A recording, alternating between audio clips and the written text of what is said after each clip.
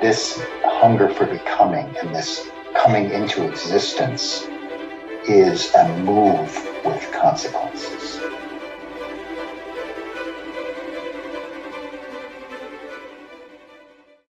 So last talk, one of the reflections that I left you with was actually not directly about becoming, it was about the path.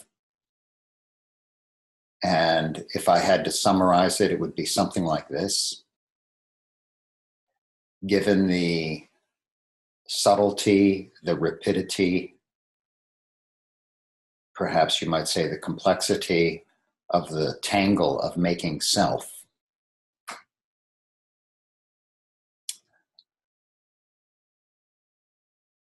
do we honestly believe that a few minutes of meditation here and there is the path outlined for relaxing and releasing the tangle? Or do we understand that, as the Buddha was saying, for example, as I mentioned last week, the Effacement Sutta, where we're talking about a life also of attending to our all too human characteristics of arrogance and being difficult to teach and all these things, you know.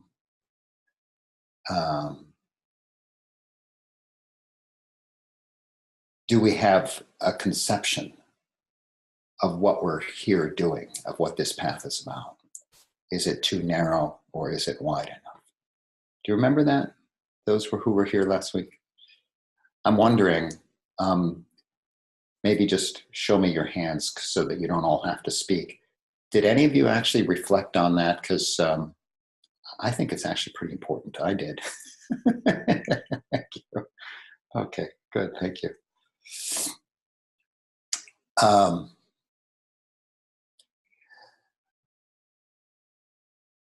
So we began the series in looking at this subtlety. We talked about the neurohormonal self, you know, the way it forms just out of bodily and mental processes and how those mind-body processes are interrelated and generate not just a sense of self, but a hungering for its continuation, for its survival.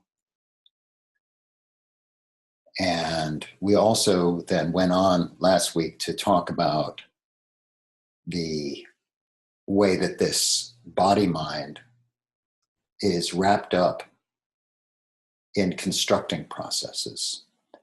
And the self is constructed by and constructed in relation to, constructed, you might even say the construction materials are our views, the perceptions that we have that are tinged already by our conditioning.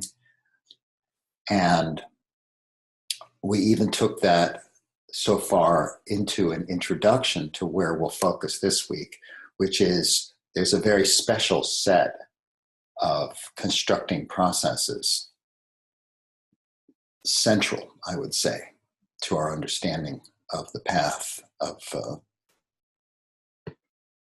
the nature of suffering and freedom from suffering. And that is the construction of self in relation and other in relation, and how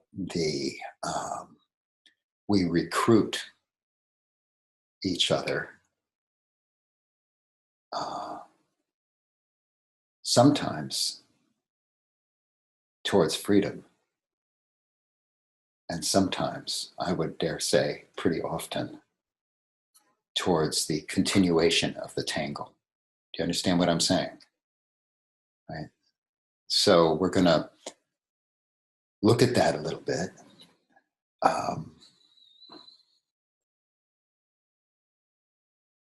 So it's important for us to understand that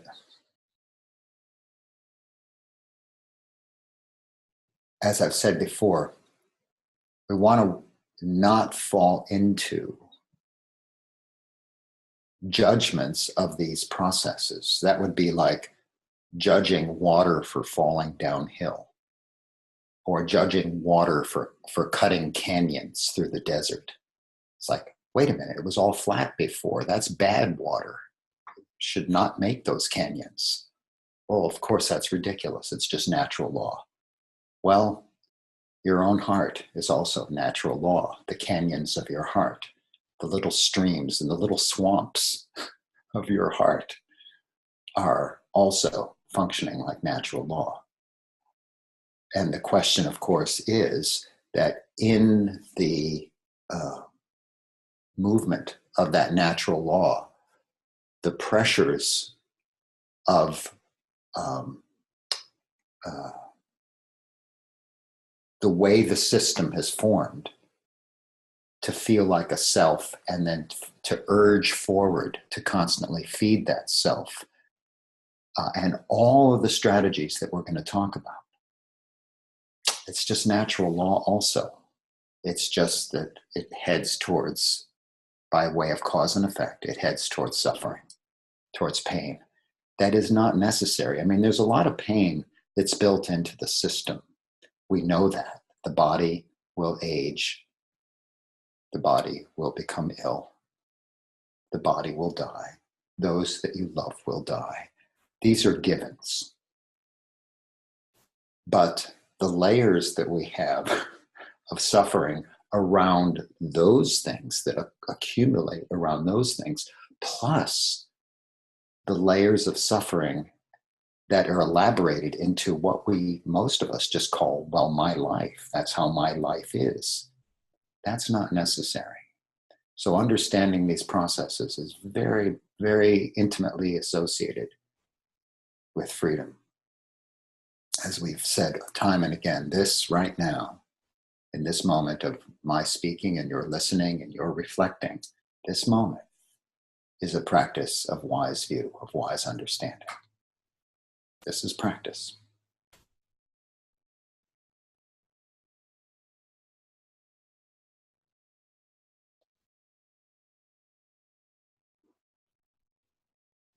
So when we talk about the special case of when what is seen, heard, touched, and so on is another human being, that perception process of other is just as quick as the perception process of, let's say, green or blue or light or dark or loud. And as soon as there's that other conscious being, especially other human being, but not just humans, as we know with our love with dogs and cats and our compassion for animals and so on, but attending to the human part of it. When it's human, there's this recruitment, this engagement of features, aspects, architecture of the body-mind that is amplifying lots of body-mind processes. So what comes up, of course, in those moments of contact are urges for service, feelings of love, empathy, and so on, as natural functions. And there's also, of course, competition, vigilance about our safety. And there's all this new research about personal space, and that's that kind of core feeling of vigilance and a fear, a protection of me, of I. All with, good evolutionary basis. But let's also just look at the experience. There's discomfort, and of course there's strategies to keep people away, to get people near, and the mind becomes obsessed with how can I get things right? Not just how can I get the food that I need to survive or the water I need to drink, but at that same level of necessity, how do I engage with and even manipulate my social contacts, my social environment. So it becomes, of course, another one of our hungers, our obsessions.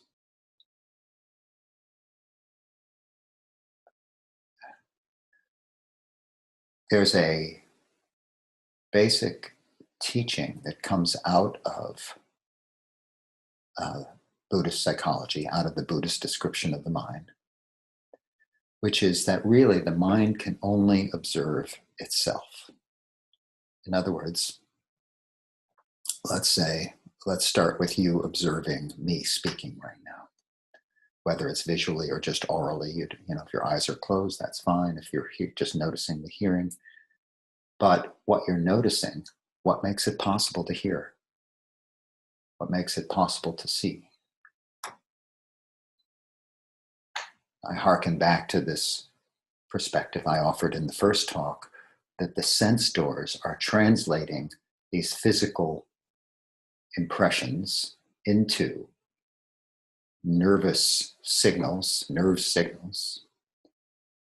and then they're apprehended by mind. But what do you, or the organism that you call you, what does it know of hearing or seeing right now? Only your own mind, right? Perception, sensation.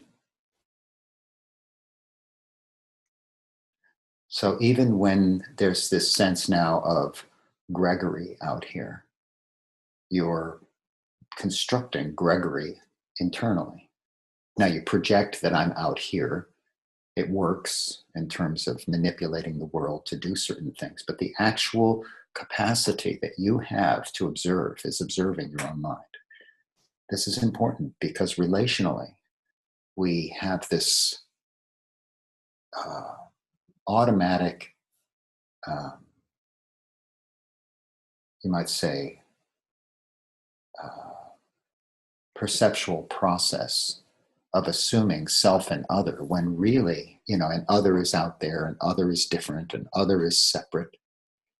And it's just another constructing process. And mindfulness is knowing what? What is your mindfulness knowing now? It's knowing contact. And contact can't happen without consciousness. No consciousness, no contact. Do you see what I'm saying? Like right now, consciousness rising and vanishing, and it looks like Greg rising and vanishing, or your computer screen rising and vanishing. Let's take a interesting, subtle little turn on that one. So listen to the words I'm speaking.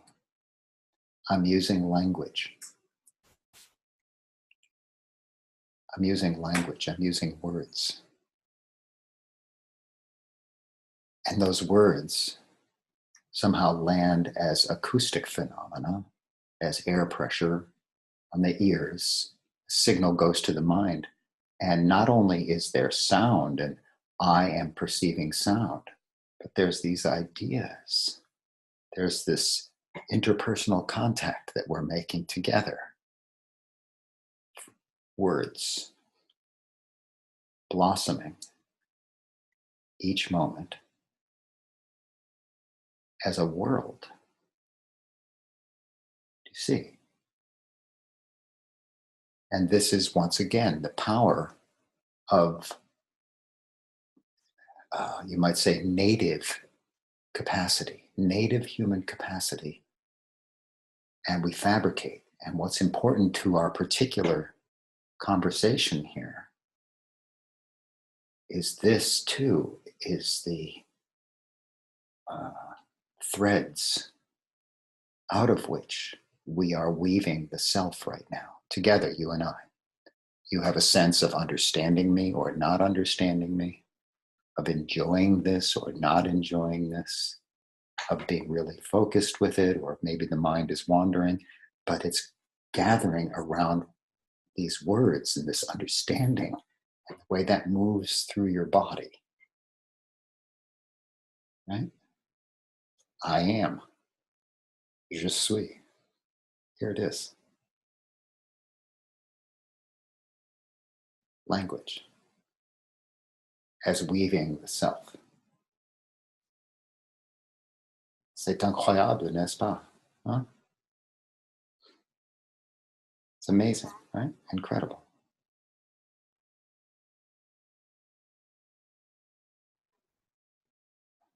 So let's, in the best of traditions, just let our hearts open to this stunning teaching by the Buddha on 4 ways of acquiring personality. It's from the Digha Nikaya. There is an acquisition of personality that is brought about by one's own volition, not another's. There is an acquisition of personality that is brought about by another's volition, not one's own. There is an acquisition of personality that is brought about by both one's own volition and by another's volition. There is an acquisition of personality that is brought about by neither one's own volition nor another's volition. It's so great. So here we are enacting that. We're doing that right now. There's this volitional move of the speech that I'm making that comes from a certain background, certain intentions. And then you listen, it enters the mind. The self, in perceiving it, lands on it, constructs the world around it in the way of a thought world, right? It's the thinking process and the understanding process, quite wholesome. That's why we have to remember it's just natural law. Don't think this is like bad stuff. Just looking will help us understand. And so, in this kind of apprehension, the personality, the constructed self within, your own subjective world, your mind, is arising in association with the volition of another.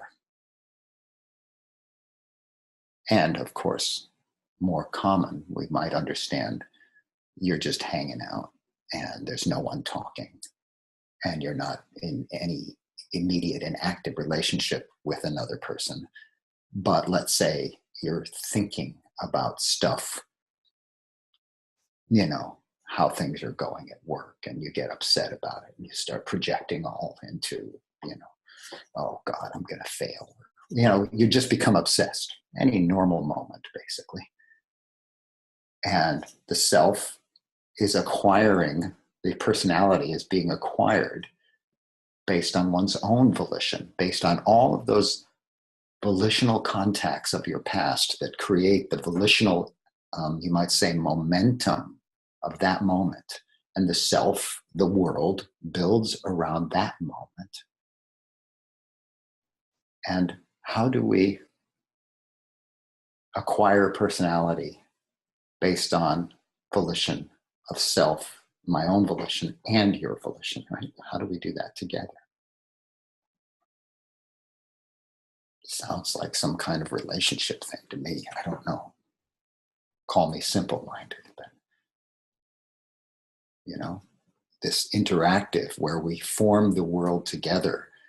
We form the personality, we form the idea space, we form the emotional space together.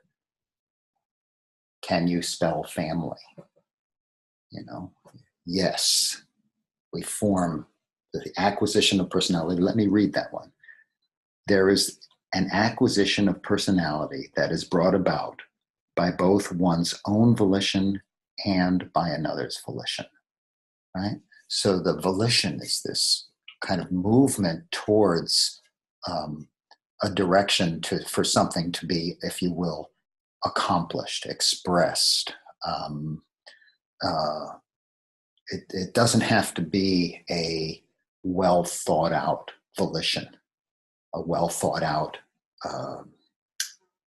goal or something like this. It's volition in the sense of the uh, uh, urging of the mind towards action that has a specific direction, volition.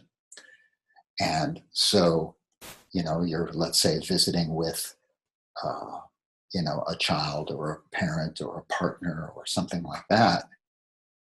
And those volitions are emerging in the form of, whatever, emotional conversation or practical conversation or whatever, and that you are engaged and you also are likewise expressing and receiving.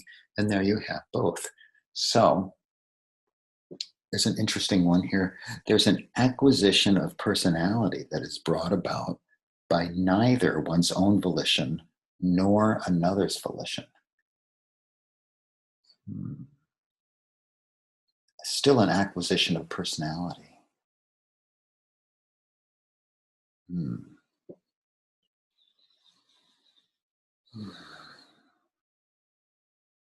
So I'm just going to let us sit with that mystery for now. And I'm going to go on and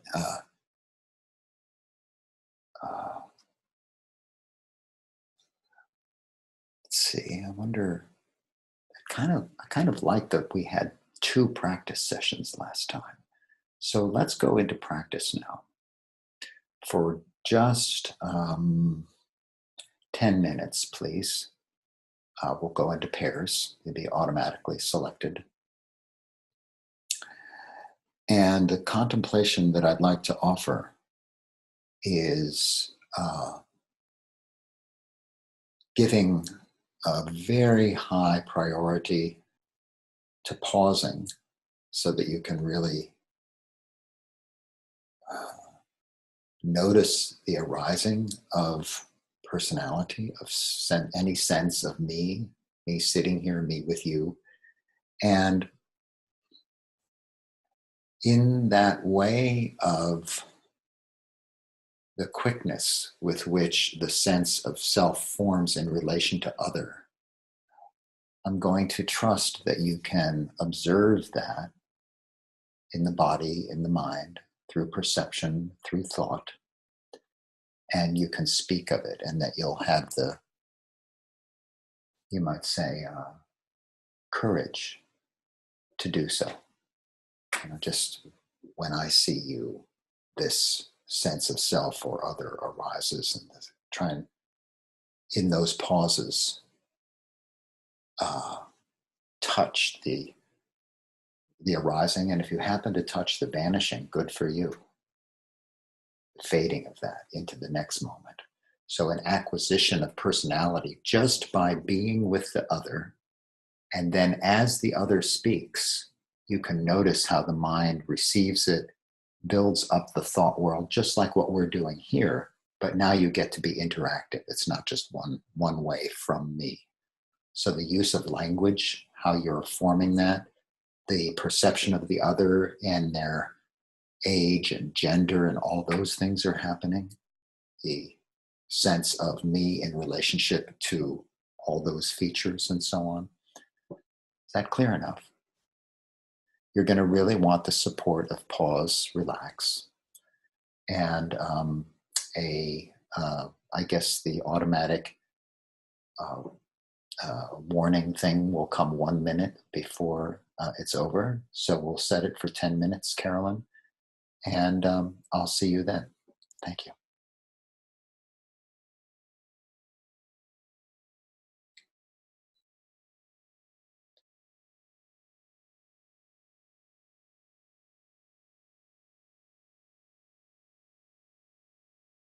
So I'd like to begin just by seeing if there's any immediate reflections that arose from your practice, anything that you would like to share, and then I'll continue.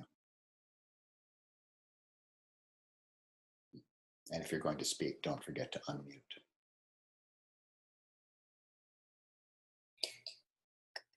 Greg, something that came up for me immediately, and that is, I guess, in the form of a question too, is that it feels like I mainly notice construction of self in terms of something that catches my attention in an emotional way, and it feels like the more subtle constructions of self are something I'm not. And I guess one thing too is it's like the personality noticing the personality, it's the mind note. And so yeah, so anyway, Yeah. I'll stop. No, those are both really good points. And what we call the emotional, as the subtle engagement of the whole body, right? Of the whole, the mind states and the body states together forming this sense of this is how I feel, whether it's sad or scared or happy or doubtful. There's the whole feeling tone is a body mind. That's why we laid this foundation of this neural hormonal self, which doesn't even capture the whole thing. Just in my own practice this morning, I was noticing where there were muscle tensions that were holding a sense of self, holding, that me that was this way or that way and so on. And that the volitional relaxing was usually possible, and that there was a shift in the mind state associated with that. So with neural hormonal musculature, it's the whole thing, right? And the importance of that observation that you're making is that it points to the subtlety and the ubiquity, the sort of always happening nature of this process of making the world the way it is, of feeling the world to be a certain way and me in it. And this me is one of the next things we're going to talk about. This hunger for becoming and this coming into existence is a move with consequences. This is not just some theoretical thing we're engaged in here. This is very real, not real. This is has very grounded cause and effect in our lives. And seeing, as you talking about, the subtlety with which it's unfolding is really important, not only because we come to respect it and say, okay, yeah, this is really worthy of my attention. I am in a trance most of the time, right? But also it brings a certain respect for the patience and the compassion that must be part of our path. And as we'll also talk about in just a little bit, the role of wholesome and positive qualities and movements of the mind and the heart that are part of the path. I mean, it's basically, why is love important, right? Love is a harmony in our society, but it's also an unbinding harmony. So you're laying the foundation for that with that observation. Yeah. And the other piece, that the personality is observing the personality, really good. It kind of cuts through the arrogance that mindfulness is somehow, well, my mindfulness is all clean and perfect and pure, and I really get it, not usually. Usually what we're calling mindfulness is a somewhat more wakeful construct of the personality. And the more that there is the sort of the thinning of those constructs as the tranquility arises and the steadiness of a calm concentration, not a forced concentration, calm concentration, then those gripping movements of the self are not so much commanding our quality of attention. So I'll ask you a few questions. Just reflect internally as you see fit. Why do we feel uncomfortable or awkward when we're, looking at someone or having them look at us? Why does that happen? Why do we feel drawn and pulled, enticed when we're present with another person in almost any kind of relationship, even adversarial, let alone a pleasant one? Why is it so exciting?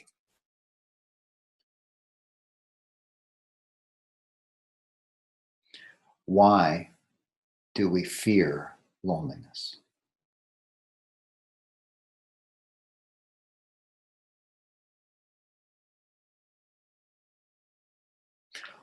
Why do we spend so much of our time either with other people or seeking contact with other people, establishing the circumstances for interpersonal contact?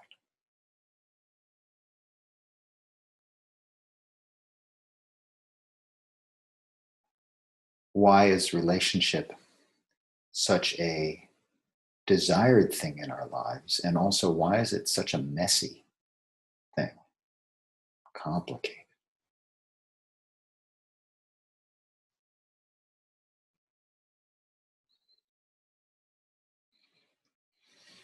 Why do we fear intimacy? And why do we crave intimacy?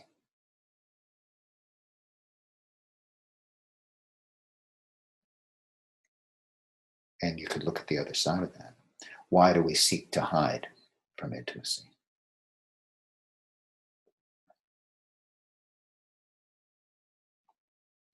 So connecting all of these things, of course, is the hunger for becoming that is expressing itself through our being with others, through being seen. Because being seen is how we exist. Think back, to your childhood. And to be seen was literally life-giving. As an infant, if you're not seen, you don't exist, you die. Well, it turns out that that's also true of adults. That's the impact of solitary confinement, solitary torture in prisons, insanity, and death. So deep is this interweaving of the existence of this self in relation with the survival of the body of the self, that the fears and desires that we have are powered by that urgency of survival. And in the case of something like loneliness hurts. It hurts physically. Actually, we feel physical pain when there's loneliness. Why? When we're lonely, something's wrong.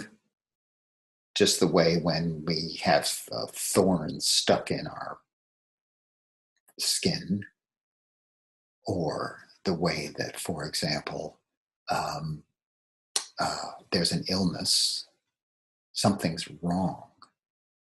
And this is the body's way of signaling. You better pay attention to this, because if you don't create or repair your social connections, harm will come. This is an evolutionary result, because the human beings that were at the edges of the social connection were the ones that didn't survive. You're out of the tribe, you basically die. Another tribe won't take you. And it's the same way now. But it's so covered over by layers and layers of everything from the technology of agriculture and industry that makes survival, physical survival, a more distant feature for many of us, not for all of us, of course, that we forget that our survival, that the industry, the agriculture, all the things that allow us to survive just with food and shelter and clothing, is embedded in a social context. We wouldn't have that without it. We would spend all of our time trying to get food. We would probably fail and we would probably die. But working with others, we don't. And loneliness is the signal that, I better take care of this. I better, as I said, nurture or repair the social connections. So this is very deep. We don't want to trivialize this. And so when we talk about the hunger for being seen and existing in the eyes of the other, it goes all the way from that subtle move of, while my brain was wiring 1 million extra neuronal connections per hour, I think, or even per minute, something just beyond comprehension.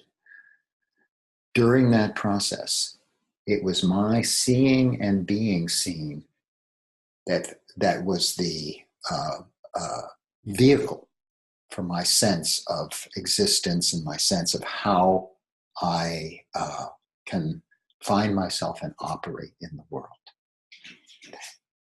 All the way from that kind of moment by moment self-forming that happens when you see me, all the way up to these higher level constructs of, I am safe when I am in relation. This self is secure. So this hungering that we have is manifesting all the time, pushing us. And it can push us. This is where I was talking about, the cause and effect nature of it. It can push us in the forming of the self and the protecting of the self and the fear of others, and down, you might say, the dark side, where the grabbing of the mind and the heart around self-protection becomes a source of all of these things that we can pretty easily recognize as harmful to self and other, and both hatred, fear, greed, judgment, arrogance. All of those kind of relational contortions are built around protecting and serving the self. See what I'm saying? This is quite impactful. Action comes from this, not just some kind of notion. This is a source of action. Tremendous pain for self and other and both. Actions of the body, actions of speech, and actions of mind. And then that tumbles into a life built around that. So strategies, personality. What are your personality strategies for getting what you want? So, some of the ones that I used to take some delight in pointing out are the ways that we, fancy ourselves up so that we can be seen. And so that we can get, this person is handsome or beautiful or has beautiful clothing, or this person has so accomplished and we want to be that person. So we're driven to create a self that will be seen. And we have all these strategies, we're funny, or we cause a lot of trouble so we get seen, or we're very sexy, or we're very athletic, or we're very refined, or we're very Buddhist, or whatever you are, so that we can have this sense of security, because you're seeing me, the other is seeing me. And in my intimate relations, the self can begin to relax. But all the time I'm wanting food and I'm driven by that food. But am I not also driven by the protecting and the feeding of the self for the self's pleasures, just sensory pleasures? See, so the self building and the sense pleasure thing, very interconnected, even though in Buddhism they're often named separately. The kama tanha, the hunger for pleasure, and the bhava tanha, the hunger for becoming, very interconnected. So we build a life. We build our jobs, our professions, our persona, our beautiful garden that someone might come and look at and say, oh, that's beautiful. And they're saying, oh, you're beautiful. Or our children. Oh, your children are so beautiful. Ah, I am so beautiful. Or your excellence at your work. Oh, you do such beautiful work. Ah, I am so beautiful. I am seen. I exist. So sometimes it's fairly innocent, like some of those examples I just gave. But what about when it's, oh,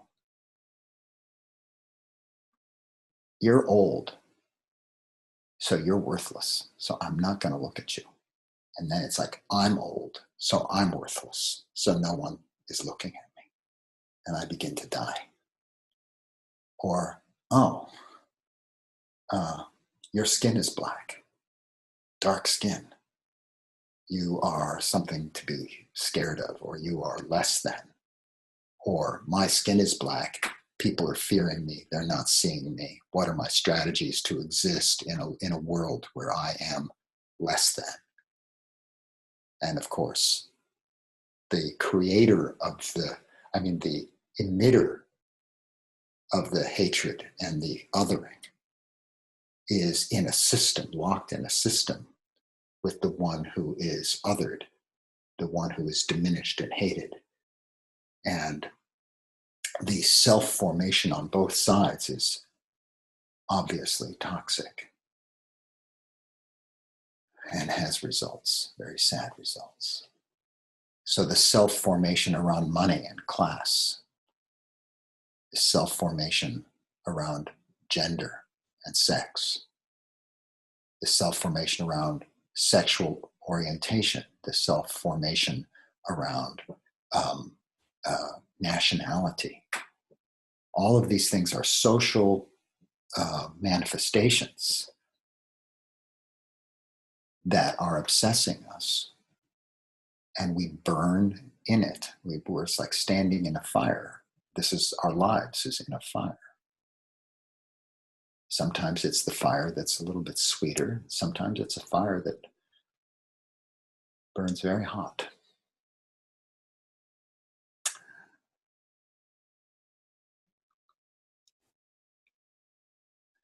So the key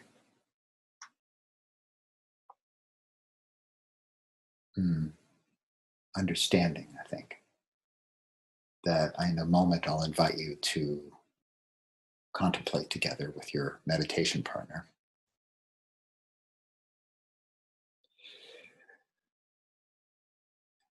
As we remember that our exploration here, kind of the Buddhist project, is about suffering and the end of suffering. How does the things that I'm talking about now apply to that.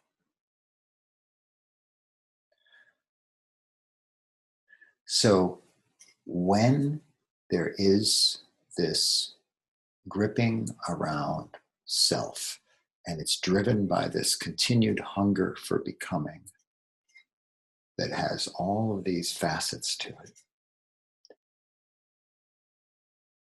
then the urge for action that is intrinsic to the body mind, intrinsic to being alive, action, whether it's action to literally feed ourselves and give ourselves drink, or action to be and manifest in the world, our actions will be in service of this self. This is the trance of becoming. This is the trance of self-obsession. And this is where we get the selfishness. And as you read in the discourses, the resorting to clods and sticks and swords and harming others. This goes all the way up to fisticuffs and war, this protecting of self. This is not just some subtle sort of white middle class problem. This is a root problem of greed, hatred, and delusion.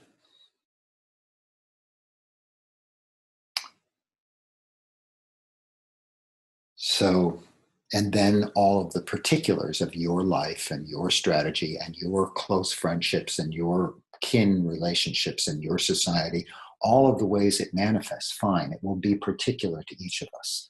But the root is just the same. We all share this. But the other side, this is a critical understanding, because otherwise it just seems hopeless. We don't have a sense of a path.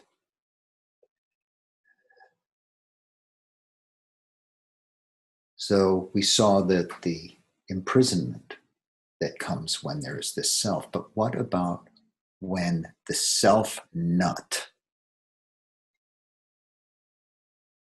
is not dominating? What happens when this trance of becoming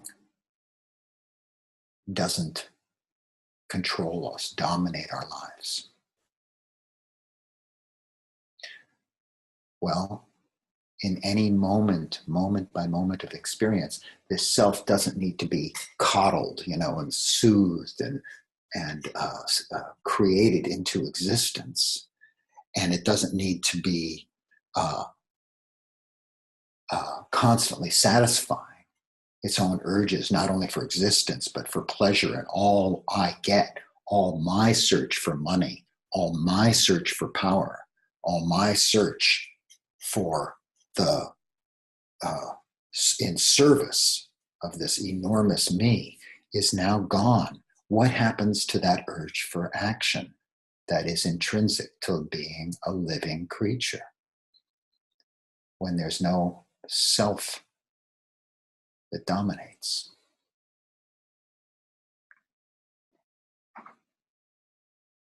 So the natural arising of serving others,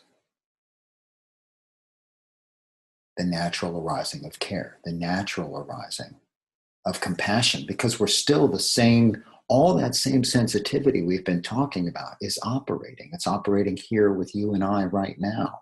It's always operating.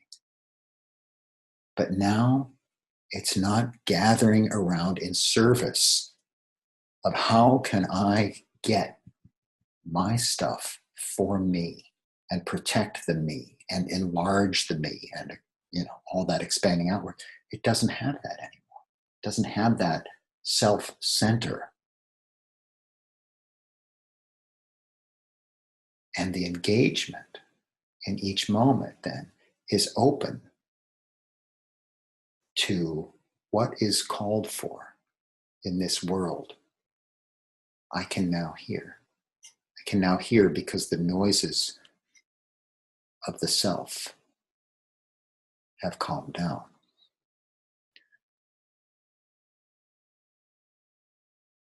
So this says something very important about our practice and about, the practice that is our lives, our whole life practice. You might remember towards the beginning of our talk today, I mentioned that the manifesting of kindness, of love, of care is, in addition to being not only a beautiful, but I would say essential, what one of my teachers, Venerable Punjaji Mahatera, calls a lubricant for society, right? Metta as a lubricant, compassion and joy as a lubricant for the flow and the function of society. But it's also directly liberating of the mind. Metta Cheto Vimutti, liberation of the mind by loving kindness. So all of those tangles that are focused around the self, when we actively cultivate the expansion and the attunement to others and the attunement to the relational, to the between among us, yes, we're lubricating society, but we're also disentangling the self-centered tendencies of the heart intentionally in practice. So every time we practice an act of generosity, whether it's supporting a meditation teacher or supporting someone at the store to either contribute to a food bank or to open the door for someone or to help someone in some way, every move like that is takes us out of the self-center is disentangling the tendency towards that craving for becoming, towards that self-orientation and the trance, the painful trance, the harmful trance that comes out of it. So special practices make a difference. And how we live moment by moment in the way of giving and in the way of kindness and in the way of care for others is freeing the heart. So the contemplation now, another, I think, 10 minutes so that we have time also to be together for the last period of time, is exactly this: how you see that in your life, how you see that dynamic in your life. And if you notice it now with your meditation partner, by all means, speak to it in this moment. But also, if it comes as a memory, let the memory touch how some kindness shifted your sense of self in the care for others. It might have been someone very close to you, like a child or a parent, or it could be someone just on the street. But when it touches the mind, let it be true now. Take your time and pause and find that, attuning to the emergence of those things. So that we'll have 10 minutes and Carolyn will support us again. Thank you, Carolyn. I think we're mostly here. I'd like to leave this last period of time for questions and so on, but I want to leave you with just this particular observation or reflection around the practice that I just offered. And that is that something, if I had to condense it, is the power of attending to the wholesome qualities, the power of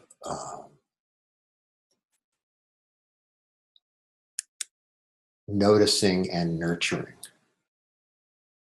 kindness and compassion and care, to see how it is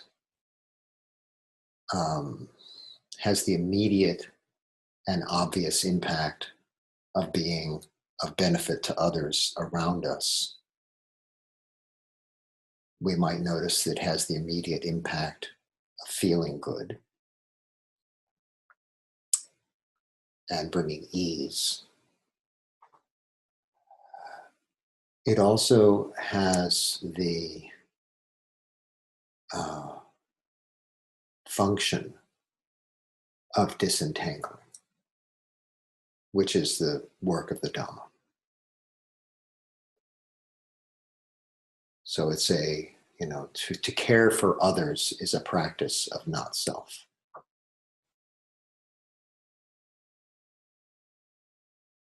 The beautiful in the beginning, beautiful in the middle, and beautiful in the end.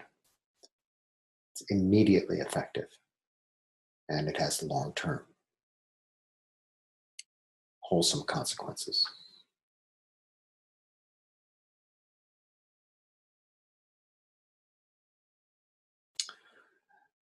So I'd like to hear, what you're noticing, what you're thinking about, what you're feeling, and we'll take it from there.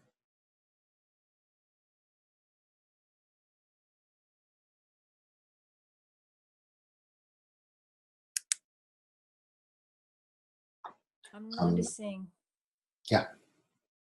the immensity of this task, the power of the self. Mm-hmm. And also at the same time how in even, in a few minutes, it's possible to turn the mind towards kindness, freedom, also relationally. So interesting. I mean, it's so powerful, the self-building and constructing and that whole cycle, to the point that sometimes I see it as this impossible task that is overpowering any of my capacities. And then at the same time, with even small, or even like in this hour, how things can shift so quickly. Very good observation. Both true.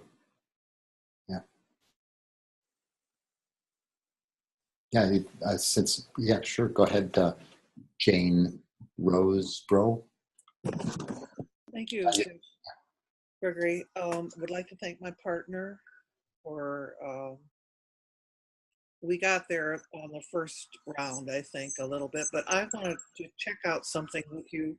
In the 4 that you told us about, we had kind of wondered if maybe the 4th one didn't aim in the direction of what you just elucidated here, by neither one's volition or others. I guess I don't understand that, and we had sort of worked a little to try to understand that, but I'm wondering if you could just say a couple words on that. I think that there is a piece that's related to the practice that you just did, in the sense that the volition isn't contributing to self-building, but the self-building, you note, is still happening. The personality is still coming up, which could also then refer us back to our very first talk in the series of just the neurohormonal formation of the self-construct that's not even rooted in any conscious volition at all. So there's a number of ways of interpreting it. I think they're all useful. Mother's Day, I had to miss that one, so I'll have to listen to that rerun. Yeah, sure. Yeah, good. Thank you. Lucy, you were... I am just wondering about how when there's caring for the self as a wholesome action can also be accompanied like there's a co-arising also of self and maybe even some, like it could be also like I'm caring for this particular, like my child, maybe even at the expense of others. So how does that work? Does the self, it seems like the self doesn't always loosen with actions of caring for others. There's no question about that. That's a really helpful observation, that we can be caring for others and building up a self-construct around one who cares for others, around being seen as caring for others. The example that I've given, probably 20 times in talks is, you've got the, Fred J. Kaufman wing of the hospital. Yeah, the guy gave $20 million, but he wanted his name on there, And so it's really not a simple thing at all.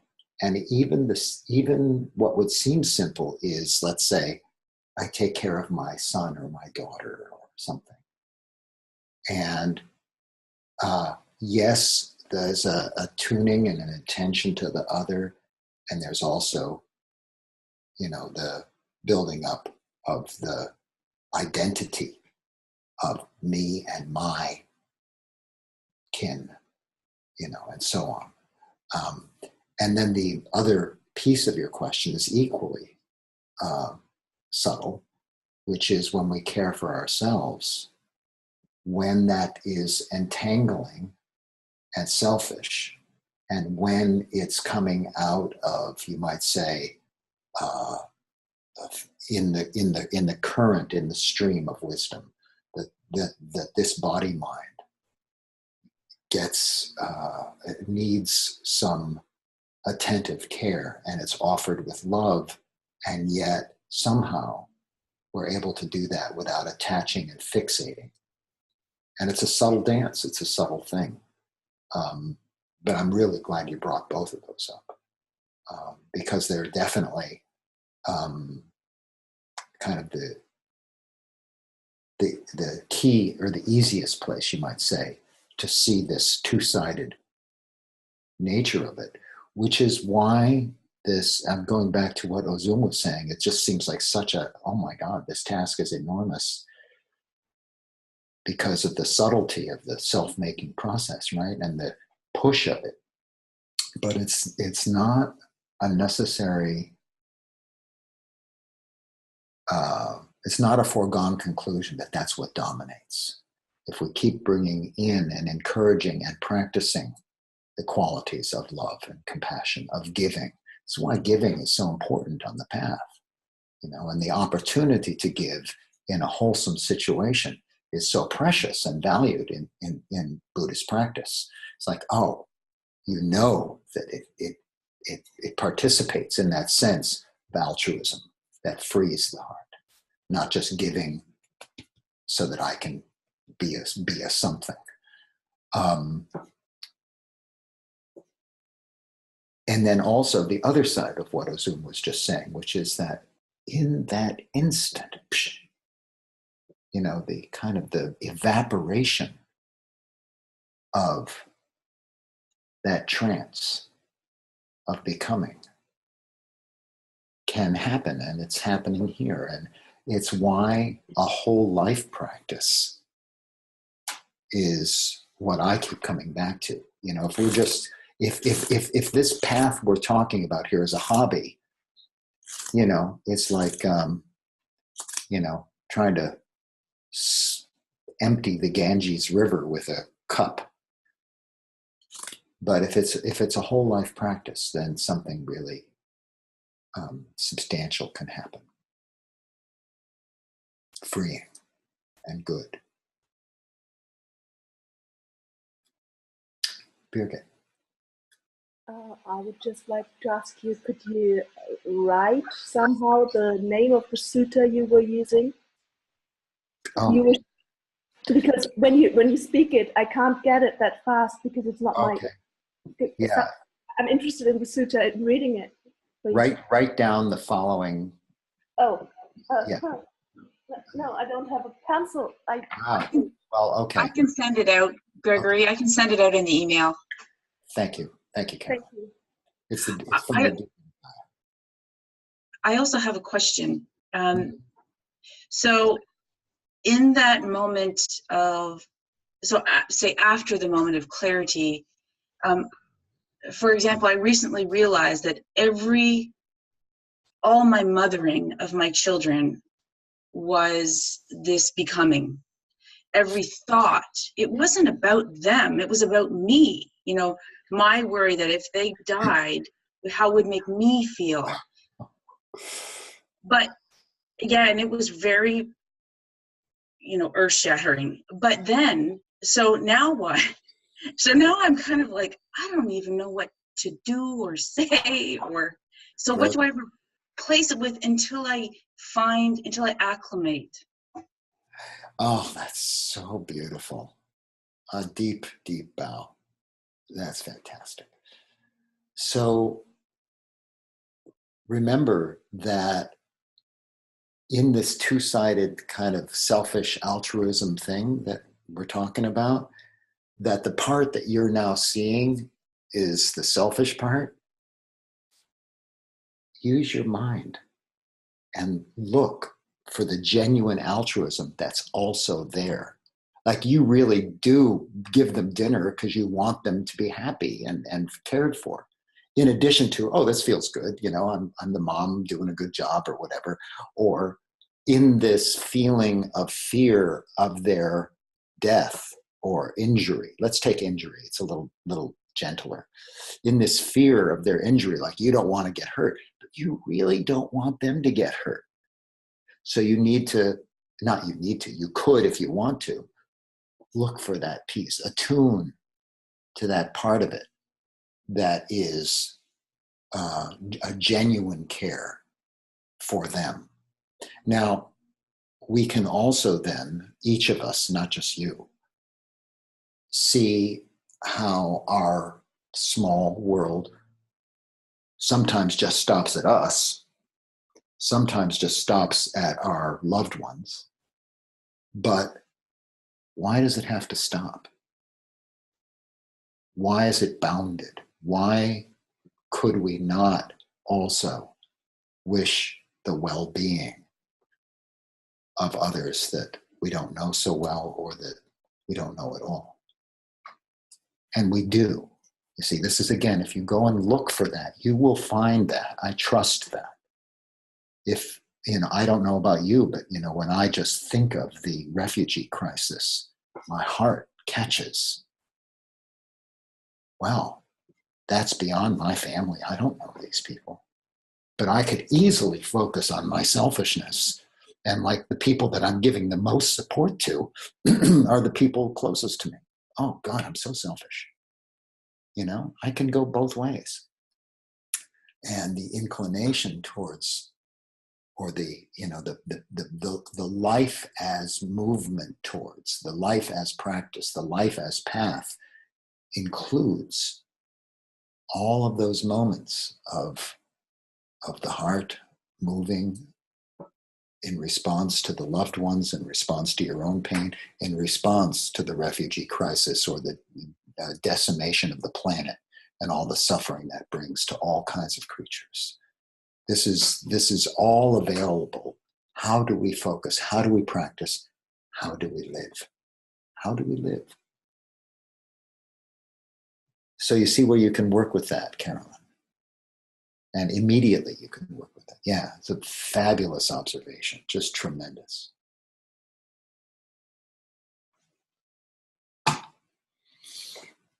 And I think it's that time.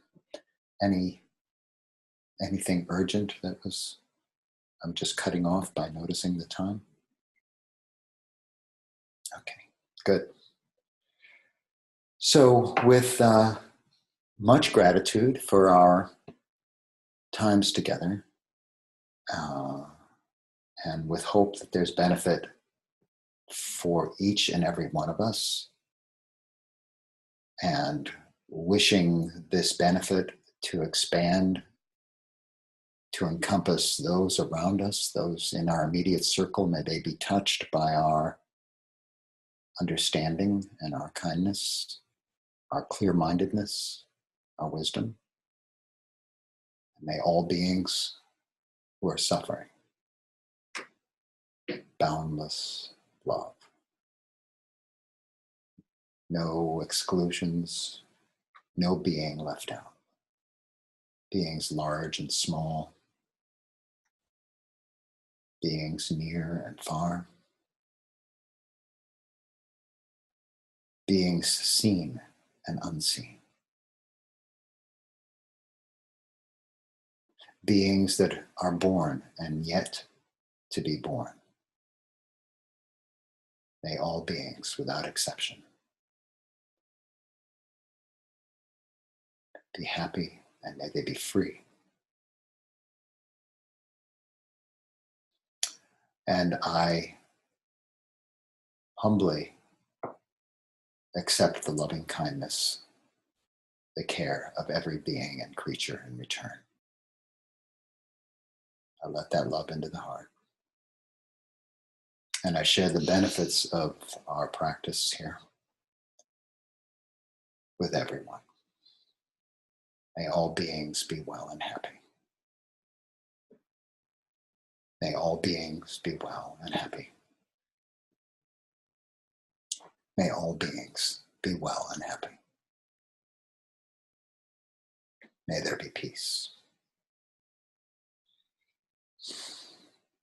May there be peace.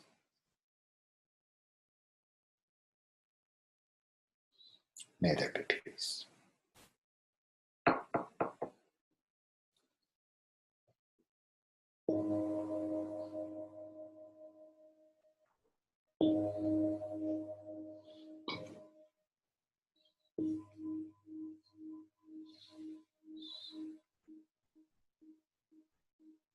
Thank you so much. Yeah, thank you. Thank you so much. A couple of real short things I want to share. One is just a celebration. This is the first Dhamma talk I've given since my surgery without caffeine. Sounds small to you. It's a big deal to me. And also, I don't know if it's actually going to happen, but I noticed that we have at least one person from France that I may be offering teaching in Lyon, but it won't be. It won't be a whole retreat or anything, so it might not be worth going across the country for. But that would be in September, and it's not announced yet. That's why I say it here. And also, and also to thank all of you. Because this series of talks kept my mind focused on useful and wholesome things during a hard time, tremendous, starting out with a lot of pain, but then going to a lot of fatigue. And so being with you in it, receiving the gift of your attention, I don't take that lightly. So I really, it enhances. I'm pretty naturally diligent, but it enhances it. And when times are tough, the enhancement really helps. So thanks a lot for that. Really appreciate it. Go well. May all these teachings actually create a life of beauty. Oh, we're thinking about even another, this is pre-announcement. We're thinking about a whole life path kind of offering that might happen sometime in the next year or so that we're all really excited about here. So I can put that somewhere in your mind as well. Good deal. Lots of love. Bye-bye. Now, Carolyn, thank you so much. You're a dear. Really appreciate it. And Thomas from last week, thank you. Bye-bye.